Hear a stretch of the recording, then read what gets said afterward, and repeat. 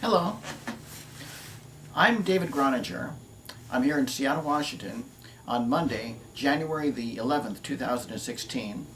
That's the first page of one of my favorite piano pieces by Rachmaninoff, written over 100 years ago.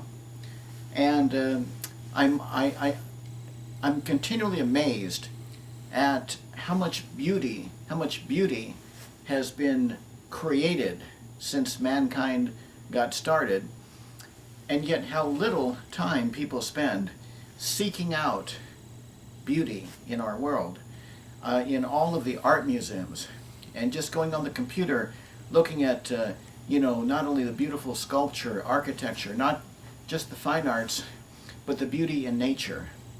When I think about the 24 hours of time we each have, how little of that time I observe people who are actively seeking out the best that our planet, the best that man and womankind have put on this earth. Well, I am a seeker of beauty and a lover of beauty, and a person who takes the time to enjoy life. I much rather would have the depth, a depth of a quality of fulfillment and satisfaction in life, rather than the grand scope of accomplishments or tangible, measurable successes. I would much rather have a depth of satisfaction. So that's my particular, direction in life. Well, I have this water to drink because my throat's a little bit itchy today. Well, every day I ask myself this question: what could I say in maybe 5 or 10 minutes that just might help 5 or 10 million people? I come up with ideas, I write them down, and I give a short talk. Well, today, the idea that I came up today is something like this. From my observation, it's that the capacity for enjoyment of life versus the ability to do. It seems like most of our education is directed toward our ability to perform, and whereas this is necessary, I think it would be a lot more interesting if there were some more education that focused on our capacity to enjoy what we're doing. Even for our capacity to enjoy the whole educational process. I find it interesting that my own educational process from kindergarten through college, there were lots of courses that taught you how to do something, or how to, think about something, how to do something, but there was never a course that taught you how to enjoy the process of going to school. And so I saw people in every year that I went to school, people who were upset about things. People who were, well, that's my alarm clock going off to teach me to be succinct in my talks. Every year that I went to school, I remembered seeing people who maybe were very, very sick and weren't taking care of themselves. People who were very unhappy or depressed, maybe the subject of an abusive household, and somehow or another it wasn't being corrected. People in school that other people were making fun of just because they weren't handsome or pretty. Maybe they were kind of overweight, or they looked funny, or something like this. So here's this whole educational process. that's all directed toward the ability to do something. And yet there was not one course that I ever saw there on how to enjoy that process. So here's my idea on that. If you're in school for 12 years and then another 4 or 8 years of college, and there's never any training on how to enjoy the educational process, then what about the process when you begin your working life and work for 20, 30, or 40 years, at your job, at your place of work? Do they have a course in how to enjoy the process of working there? How to enjoy the time you spend working, how to enjoy what you are doing. Sure, there are courses and training at most places of work, continue training on how to perform at the job. But where's the training on how to enjoy the performing?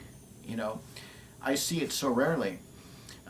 People have to go to extra little seminars on the weekends on how to enjoy life, or sometimes it's considered kind of weird or strange or unusual to take a class in how to be happy.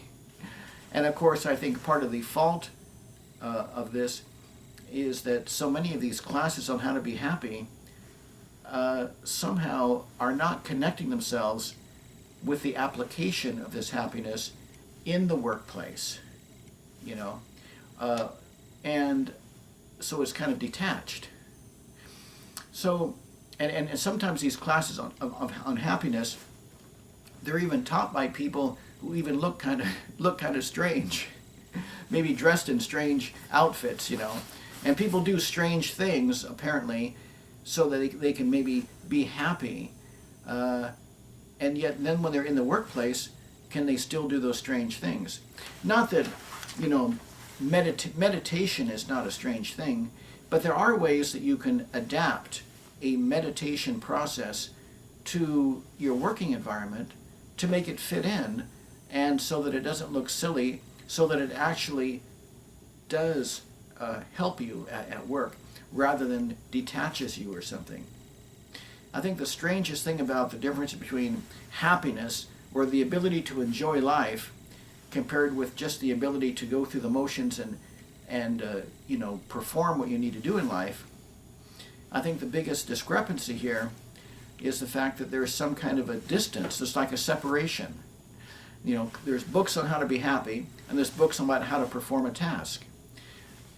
I think if there were more interrelations in these two areas, I think it would be a very, very good thing.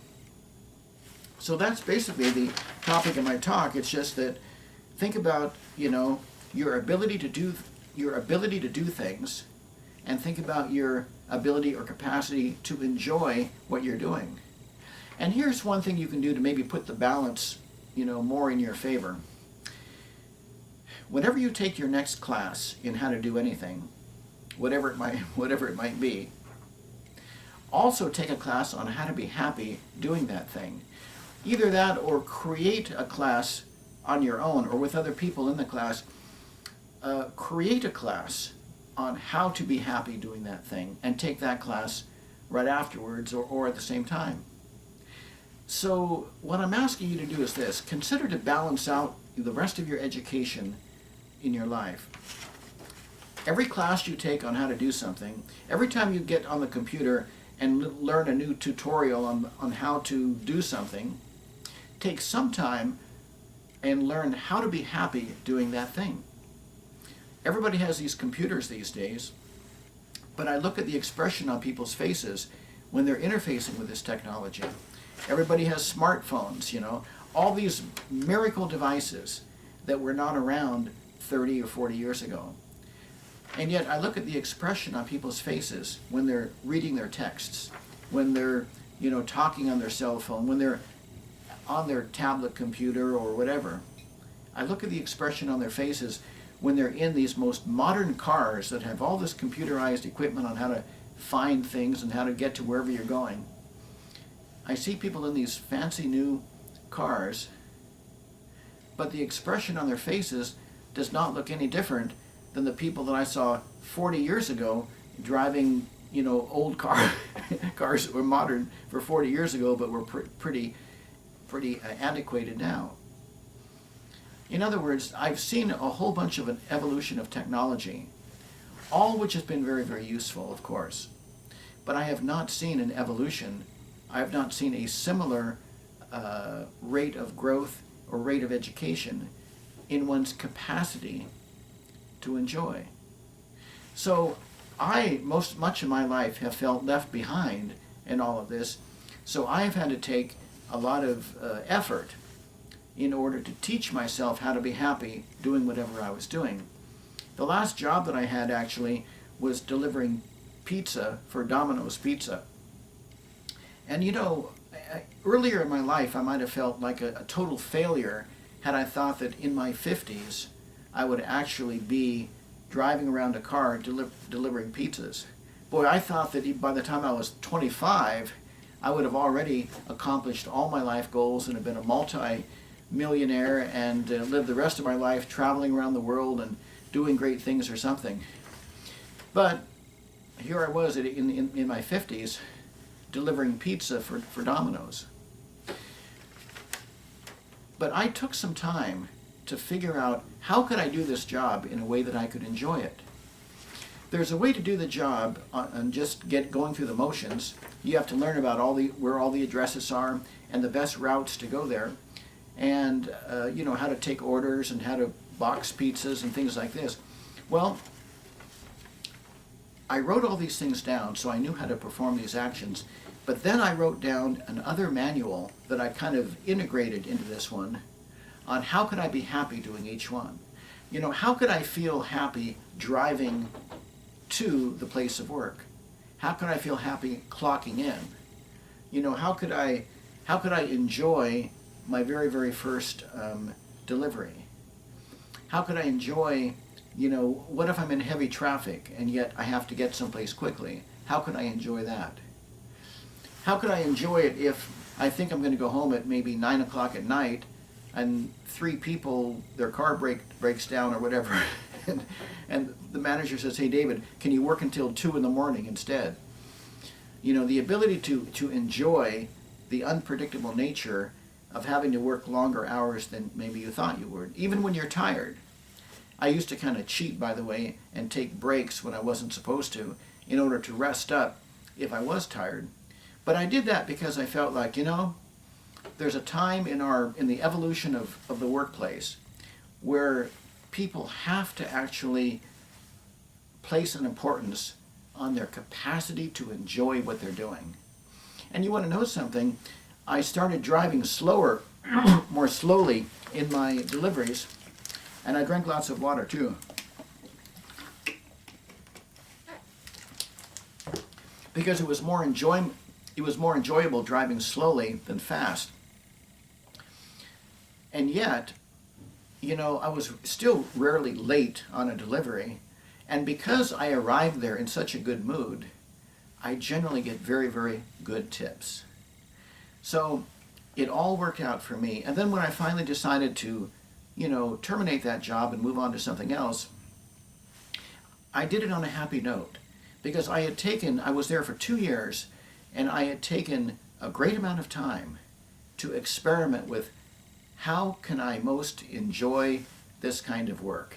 And by the time I ended the work, compared with when I first started it, my whole beingness, or the way that I performed the task, was completely different. Even my commute to and from the store was different, because I chose a commute that was just stress-free. Everything I did was stress-free after a while. I didn't take the fastest routes to deliver the pizza. I took the routes that had the most beauty, where I could go in the beautiful neighborhoods and see fancy houses and pretty parks and beautiful trees and flowers. Those are the routes I took. But because I was in a good mood when I got there, it didn't matter that it took me 5 or 10 minutes longer or just a few minutes longer to get there. The people were very, very happy just the same. And I was happy, and they never noticed it back at the store that I was maybe taking longer than the average amount of time either. So that's basically my talk for today. Think about this in what you do. your ability to do, which is very important, and in the changing technology and the needs of the workplace, our ability to do is important. It is important to have ongoing continued training. However, there is a huge blind spot I feel that humanity has in the capacity to enjoy. So put yourself on your own training on how to enjoy what you're doing. Create a manual, write a manual on how to enjoy every aspect of your work. And that's my talk for the day. The capacity for enjoyment versus the ability to do. Both are important. Work on the capacity for enjoyment and you're going to have a miracle life. Well, that's the end of my talk. This is David Groninger in Seattle, Washington, saying thank you for taking the time to listen.